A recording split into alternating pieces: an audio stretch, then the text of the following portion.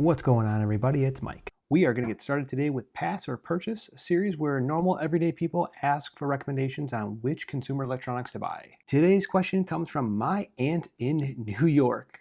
She wanted my help, and she wants to purchase a phone for my 16-year-old cousin who keeps destroying his phone while playing sports. We are going to limit where we shop to Amazon, and we want to purchase new if possible. I asked both my aunt and my cousin for their top 3 features, and this is what I heard. She's saying that the device must cost less than $300, it must be contract free, and it must be durable and have good quality. I guess that's kind of 4. He said it must be cool, it must have a big screen, and a good camera. So shopping on Amazon and being a Verizon Wireless customer limits us to a pool of devices. We are going to, again, focus on what's $300, but for this we're actually going to talk about the LG Stylo 4. Let's get started with the unboxing. Amazon is selling the device for $249, and they even let you break up that into 5 monthly payments.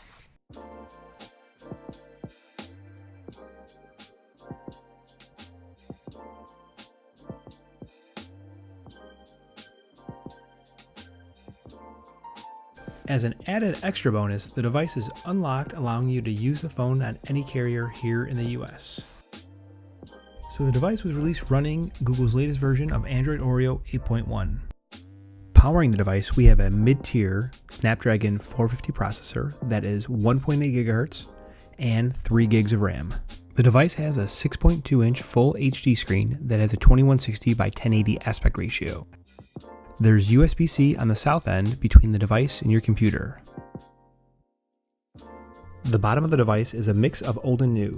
You'll find the stylus starting on the left-hand side, followed by the speaker grill, the USB-C connection, and then finally a 3.5mm jack. The device features a multifunction smart rear key. With the camera open, 1 quick tap will allow you to take a photo, 2 quick taps will capture a screenshot, and you can also browse the notification shade.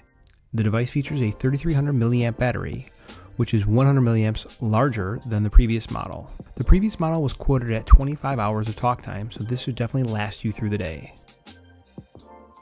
The front camera is a 5 megapixel sensor that can take portrait selfies in addition to having a group photo mode. This mode widens the focal length of the lens to fit more people into the picture. One of the slightly stranger side effects of using this mode is that photos taken off access to the camera will slightly distort.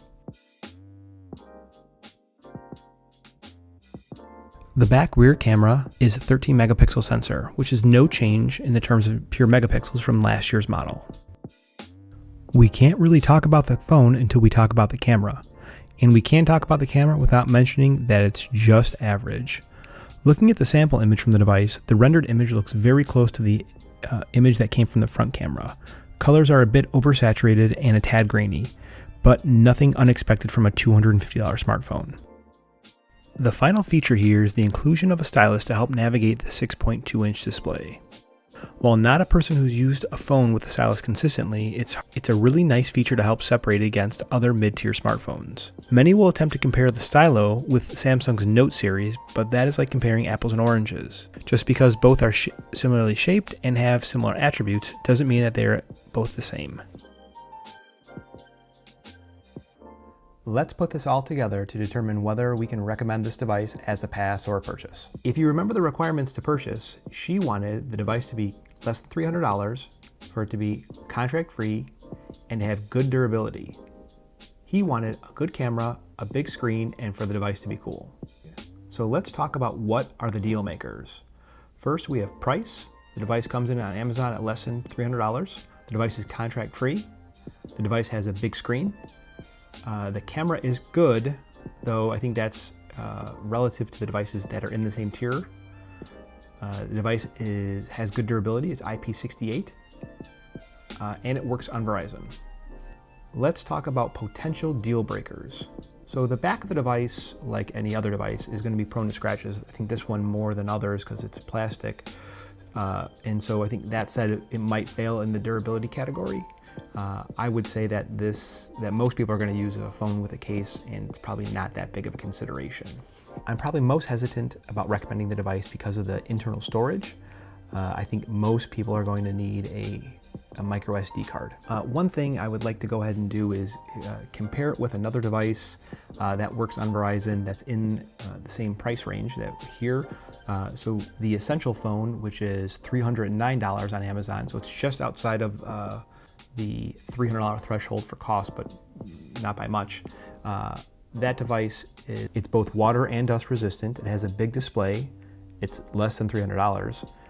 And it has a modern processor with 3 gigs of RAM. One of the more interesting devices on Amazon and does work with Verizon Wireless is the Essential phone. Now the phone is just outside the $300 price ceiling and it is a year old, but it does have some great specs and feature sets. If she was comfortable spending a little bit more money, which really would be offset by purchasing the micro SD card, I would recommend the Essential phone at $310.